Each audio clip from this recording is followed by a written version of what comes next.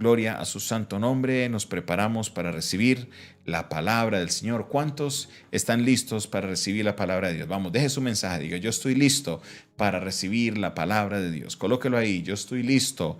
Yo estoy lista para recibir la palabra de Dios. Vamos a escuchar el mensaje de la palabra de Dios el día de hoy. Evangelio según San Lucas, capítulo 7. Evangelio según San Lucas, capítulo 7. Vamos a leerlo desde el verso 11 en adelante. Evangelio según San Lucas, capítulo 7, verso 11 en adelante. Dice la palabra de Dios de esta manera.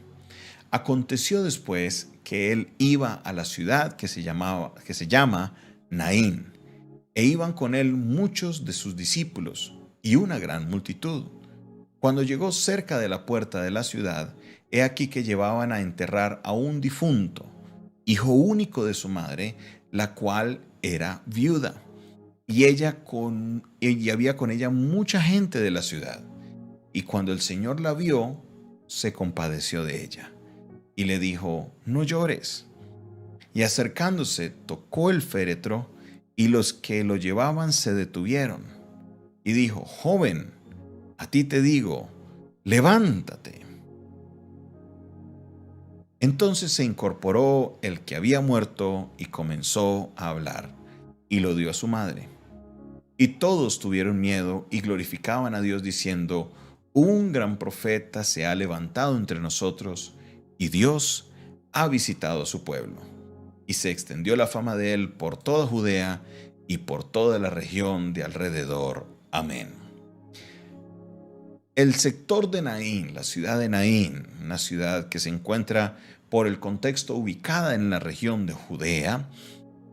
Jesús llega a esa ciudad y cuando llega a esa ciudad se encuentra con una escena muy difícil. Lo primero es que se encuentra con una madre que ha perdido a su hijo. Una madre cuyo hijo murió y nos dice el texto, era su único hijo, no tenía más hijos.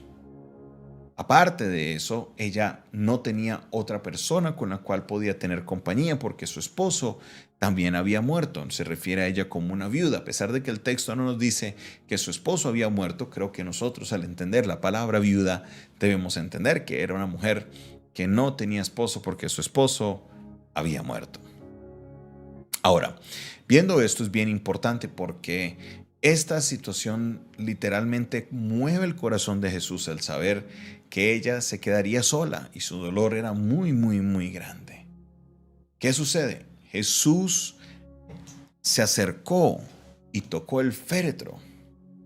Esto es algo interesante. ¿Por qué? Porque primero para la ley judía era estar impuro tocar un féretro o algo muerto. Ellos no lo debían hacer, pero Jesús, como venimos estableciendo en los capítulos anteriores, Jesús tenía la autoridad. Ojo que no era pecado tocar el féretro, era solamente se quedaba impuro y debía pasar la persona por un periodo de purificación, todos los que estuvieran ceremonialmente impuros, pero Jesús tenía la autoridad de hacerlo, Jesús podía tocarlo, eso es lo que venimos estableciendo en los capítulos anteriores. Y al tocar el féretro, Jesús sabía que él también tenía la autoridad de hacer un milagro como ese, porque como venimos estudiando, todas las cosas por él fueron hechas. ¿Y qué nos dice Salmo 24? El Señor es la tierra de su plenitud del mundo y los que en él habitan, todo le pertenece a él. Entonces, como todo le pertenece a él, él hace como bien le parece. Y en ese momento Jesús determinó que era la voluntad del Padre resucitar a este hijo.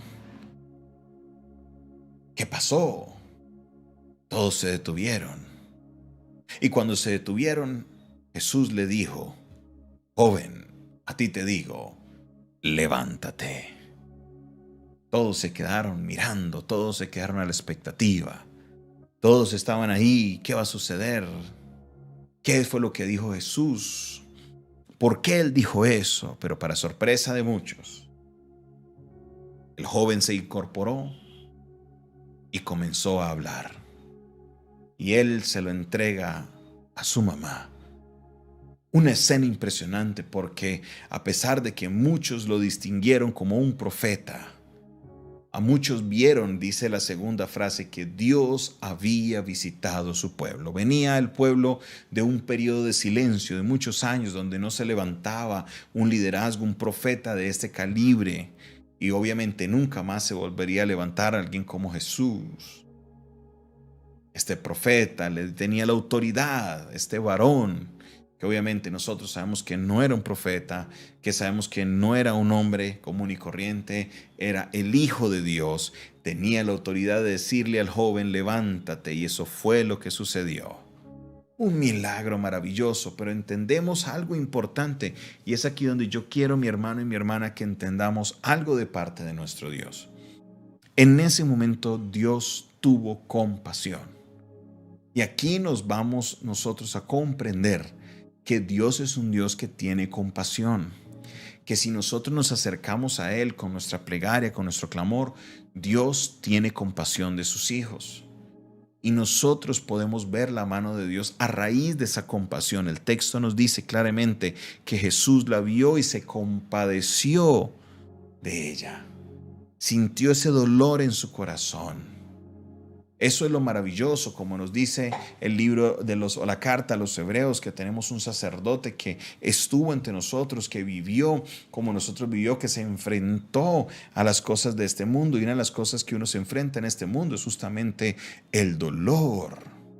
Es justamente la compasión, el ver el dolor de otros y sentirlo.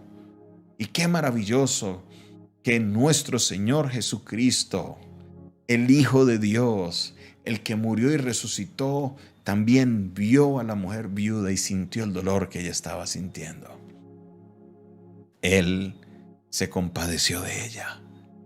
Y por esa compasión que él tuvo, dio la sanidad. Le concedió lo que ella quería, era no quedarse sola. Y su hijo fue levantado. Y ella vio la gloria de Dios. Pero no solamente ella. Las personas que estaban alrededor, porque el texto mire lo que nos dice, y todos los que estaban ahí tuvieron miedo y glorificaban a Dios, diciendo, un gran profeta se ha levantado entre nosotros y Dios ha visitado a su pueblo. Esta fue la oportunidad que Dios utilizó para mostrar el poder en su Hijo Jesucristo, para que Jesucristo pudiera de una vez por todas, no hubieran dudas qué clase de persona era Jesús. Jesús no era cualquiera. Jesús tenía la autoridad de levantar a alguien que había muerto. Y lo que sucede es que su fama se empieza a extender más en todas aún las regiones alrededores. Esto es importante porque sin importar quién haga el milagro, la fama siempre debe ser para Jesús. La gloria siempre debe de ser para Jesús. El texto nos habla de que se regaba la fama de Jesús, pero esto es algo que muy pocas veces se ve en otros textos alrededor de otra persona. ¿Por qué? Porque el único que merece la fama es Cristo. El único que merece la gloria es Cristo. Él es el que hace todas las cosas. Todas las cosas por Él fueron hechas. Qué maravilloso es el Dios que nosotros tenemos. Aleluya. Él tiene la autoridad. Vamos, colóquelo ahí en el comentario, colóquelo. Él tiene la autoridad. Dígalo, Dios tiene la autoridad. Dios tiene la autoridad y que al tener la autoridad Él puede intervenir. Y Él intervino. Y este niño que estaba muerto fue levantado. ¿Por qué? Porque para Dios no hay nada imposible. Sé que tú que me estás viendo, posiblemente estás pasando un tiempo de dolor. Un tiempo donde pareciera que todo se viniera encima y pensaras, Dios se olvidó de mí. No. Vemos aquí a un Dios que se compadece de su pueblo. Vemos aquí a un Dios que siente el dolor que tú estás sintiendo. Vemos aquí a un Dios que siente esa carga. Este no es un Dios cualquiera. Es el Dios de los ejércitos. Dios de todo, pero a la misma vez Dios de mi vida. Qué maravilloso es esto. Qué poderoso es esto. Ese Dios de nuestra vida, Él es un Dios maravilloso, Él es un Dios poderoso. Porque así como es Dios de todas las cosas, vino a la tierra, se hizo hombre y vio a la viuda de Naín y tuvo compasión de ella. Hoy Dios tiene y te dice por medio de esta palabra que Él va a tener compasión de ti. Él va a traer una respuesta. Dios no es ajeno a nuestro dolor. Dios no es distante a nuestro dolor, no. Él envió a su propio Hijo y estuvo entre nosotros. Mire, muchos de nosotros protegemos tanto a nuestros hijos que no haríamos lo que hizo el Padre, pero el Padre nos amó tanto. Eso es lo que nos dice Juan 3:16, que de tal manera amó Dios al mundo, que dio a su Hijo unigénito. Él lo dio, Él lo dio, Él lo puso. ¿Para qué? Para que todo aquel que en Él crea no se pierda, mas tenga vida eterna. Dios se compadece de ti. No temas, solo ve y preséntale tu petición a Él, y Él, en su perfecta voluntad, traerá la respuesta. Gloria a Dios por su palabra. Gracias te damos, Señor, por tu palabra. Tu palabra inspira nuestra fe, tu palabra llena nuestra vida de fe para comprender y entender que tú, Señor, obras de maneras que muchas veces no podemos entender. Dios, te recibe la gloria, recibe la honra, recibe la alabanza.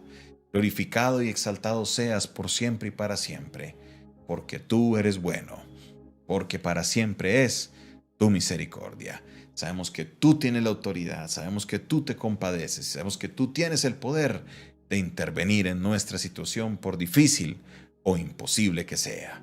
Gracias, muchas gracias. En el nombre de Jesús. Amén y amén.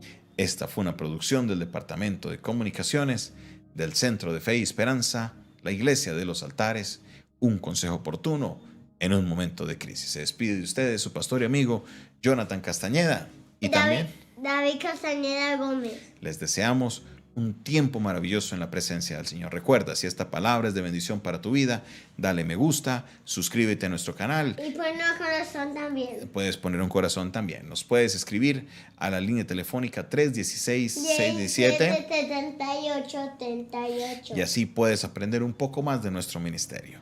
Dios te bendiga, Dios te guarde. Nos despedimos como siempre recitando el Salmo 4, verso 8, que dice: En paz me acostaré y así mismo dormiré, porque solo tú, Jehová, me llamas vivir confiado. En el nombre de Jesús. Amén y amén. Chao. Dios les bendiga, Dios les guarde. Feliz noche para todos.